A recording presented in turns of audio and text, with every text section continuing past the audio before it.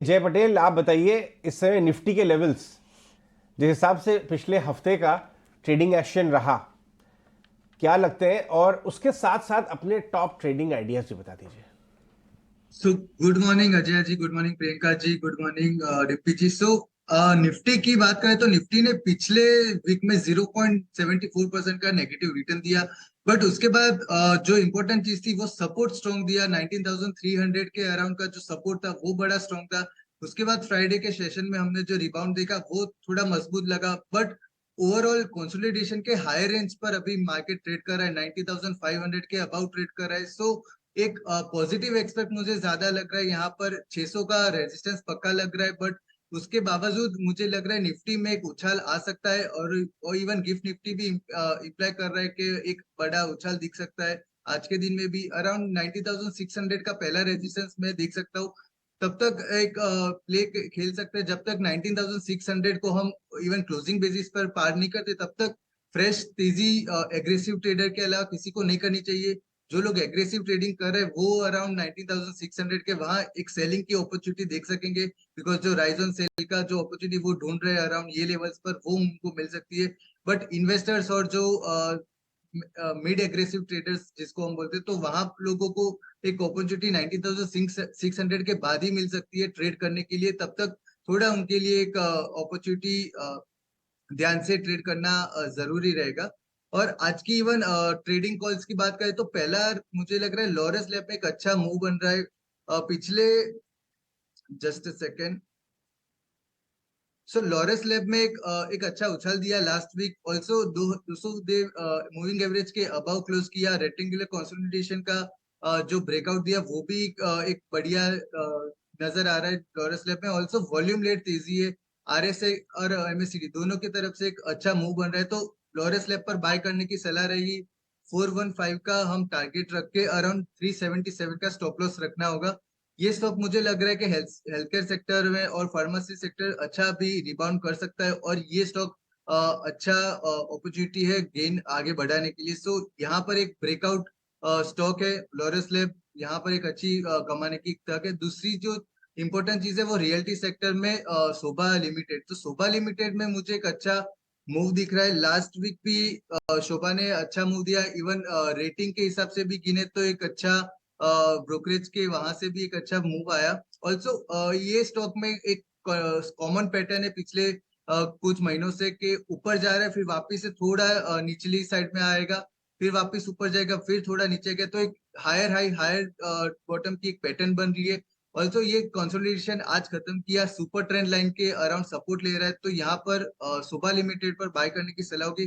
597 का closing price था around, और टारगेट हम 639 का रख के चल सकेंगे with stop loss of around 564।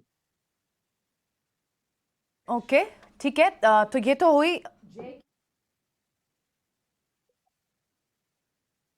आज बताएं आप किस पर बेट कर रहे हैं, आपके कौन से होंगे स्टॉक्स? मितेश? या सॉरी, गुड मॉर्निंग।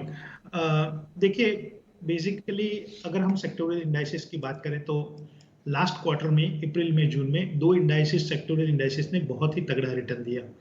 पहली थी निफ्टी फार्मा और दूसरा था निफ्टी एफएमसीजी। और सिस्टम और मेथड के हिसाब से ये वीक में in the middle of this quarter, starting from July August September, we are in the beginning of August, तो मेटल और आईटी दोनों सेक्टर जो है वो रडार के ऊपर आए हैं। और उसमें से एक एक स्टॉक जो है वो सिस्टम और मेथड ने लास्ट फ्राइडे को रिकमेंड किया है। सबसे पहले मेटल इंडेक्स से स्टार्ट करेंगे, क्योंकि मेटल इंडेक्स का जो हाई है वहां पे एक कंसोलिडेशन और डबल टॉप फॉर्मेशन देखने के लिए मिला है। 6835 वो हाई लगाया था दिसंबर 22 के क्वार्टर में, और मार्च 23 के क्वार्टर में सेम हाई लगाया था 6919। We are of the view के बहुत ही जल्दी निफ्टी मेटल में ये हाई जो है वो क्रॉस होगा, और निफ्टी मेटल इंडेक्स बहुत ही एग्रेसिवली अगले 3 या 6 महीने में उभर के आएगा। तो उसमें से हिंडाल्को जो है वो अभी सिस्टम और मेथड ने पिकअप किया है। सो हिंडाल्को में अभी बाय रहेगा। विद स्टॉप ऑफ 450 ₹415 पे, क्योंकि 430 रुपए के ऊपर एक बहुत ही स्ट्रॉन्ग ब्रेकआउट देखा गया है। पहला टारगेट रहेगा 535 का, 535 का। दूसरा टारगेट रहेगा 578 का। With in the Nifty IT सबसे पहला जो स्टॉक सिस्टम और मेथड के ऊपर क्वालिफाई हुआ है वो है एम्फेसिस। 2263 के ऊपर क्वालिफाई हुआ है। 2220 के ऊपर एक स्ट्रॉन्ग ब्रेकआउट देखा गया है वीकली चार्ट के ऊपर। सो एम्फेसिस को बाय करने की सलाह रहेगी यहाँ पे। 1950 का स्टॉप लॉस रहेगा आपका। 2525 ये पहला टारगेट रहेगा। 2885 ये दूसरा टारगेट रहेगा। सो पहला स्टॉक जो आइडेंटिफाई हुआ है वो मेटल से, दूसरा है वो आईटी से, और दो स्टॉक मिड कैप से, मिड कैप यूनिवर्स से आइडेंटिफाई हुआ है। उसमें सबसे पहला है टाइड वाटर। 1050 के ऊपर टाइड वाटर में बहुत ही स्ट्रॉन्ग एक ब्रेकआउट देखा गया है, और जिस हिसाब से हमने टाटा इन्वेस्टमेंट का कॉल दिया था बहुत पहले, और फॉर्चुनेटली वो एक महीने बहुत अच्छा चला था within a week also. Similar जो पैटर्न है वो टाइड वाटर में भी देखी गई है। तो टाइड वाटर 925 के स्टॉप लॉस से खरीदना है आपको। 1565 का पहला टारगेट रहेगा। 1795 का दूसरा स्टॉक रहेगा। और बाय की सूची में जो लास्ट स्टॉक है आज का, जो मिड कैप यूनिवर्स से है, वो सुंदरम क्लेटन लिमिटेड का है। 5200 के ऊपर एक स्ट्रॉन्ग ब्रेकआउट देखा गया है, तो 5298 के ऊपर खरीदना है उसको। 4875 उसका स्टॉप लॉस रहेगा। पहला टारगेट 5845, दूसरा टारगेट 6175। ठीक है, दो शेयर ऐसे हैं जो कि आप अमूमन जिनके नाम नहीं सुनते हैं। पहला है टाइड वाटर, दूसरा है सुंदरम क्लाइटॉन। इसलिए आप इन दोनों के लेवल, स्टॉप लॉस और रणनीति अच्छे से समझ लीजिएगा। और दो शेयर तो कॉमन है, हिंडाल्को जो अमूमन हम मार्केट के अंदर सुनते हैं। मेटल्स के बुलिशनेस को लेकर मितेश काफ़ी स्ट्रॉन्ग रखते हैं अपने आप को, और इसलिए हिंडाल्को चुना। एम्फेसिस भी आपकी लिस्ट में होना चाहिए। अब तक 4 और 2 6 शेयर हम आपके सामने रख चुके हैं। इस सूची को थोड़ा और बड़ा करते हैं। आयुष मेहता भी हमारे साथ हैं। Ayush, good morning. अब अपने शेयर्स बता दीजिए। Very good morning. जैसे कि हम निफ्टी में देखा है तो लास्ट 3 दिन में काफ़ी सेलिंग प्रेशर मिला है, और फ्राइडे को एक बाउंस बैक जरूर निफ्टी ने दिखाया है 19,440 के लेवल से। अगर हम निफ्टी के 30 मिनट इंट्राडे चार्ट में देखेंगे तो इनवर्स हेड एंड शोल्डर का फॉर्मेशन बना है, जिसका नेकलाइन जो है वो आता है 19,550 का। जैसे ये नेकलाइन ब्रेक करता है निफ्टी, और 600 के बाद एक रैली हम एक्सपेक्ट करते हैं जो कि इसको 19,700 तक लेके जा सकता है। अगर हम इसका आरएसआई देखिए तो आरएसआई में एक ओवरसोल्ड जो जोन है वहां से हमें एक निफ्टी में बाउंस बैक भी देखने को मिला है। लेकिन अगर प्रॉफिट बुकिंग वापस इंटेंसिफाई होती है तो नीचे में अगेन 19,440 का एक बहुत इंपॉर्टेंट सपोर्ट जोन रहेगा, फॉलोड बाय 19,300।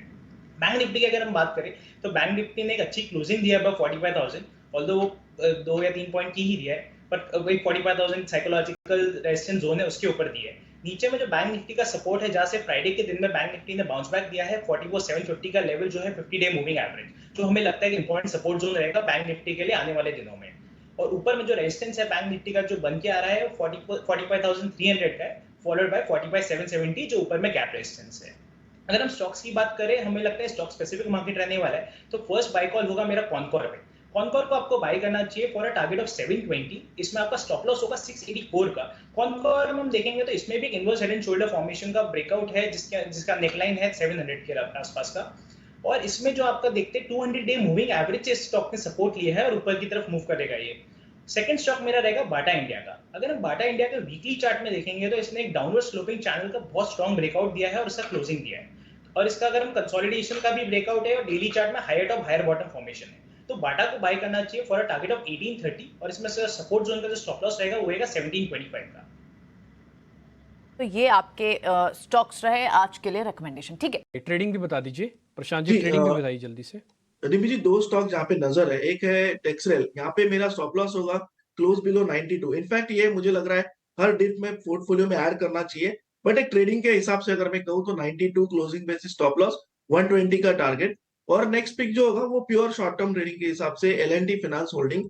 यहाँ पे जो स्टॉप लॉस होगा स्पॉट 122, टारगेट में 135 का देख रहा हूँ, बट यहाँ पे अगर हम 135 क्रॉस कर जाए तो बहुत कंफर्टेबली हमें 140 के लेवल भी दिख जाएंगे। बट फिर से कहना चाहूंगा, आप टेक्सरेल को पोर्टफोलियो स्टॉक की तरीके से ट्रीट कीजिए। L&T फाइनेंस होल्डिंग एक ट्रेडिंग कॉल हो। ओके, ठीक है। तो ये आपके शेयर्स भी हमने नोटिस कर लिए हैं, टैक्स मैको रेल वगैरह आपने जो दिए हैं।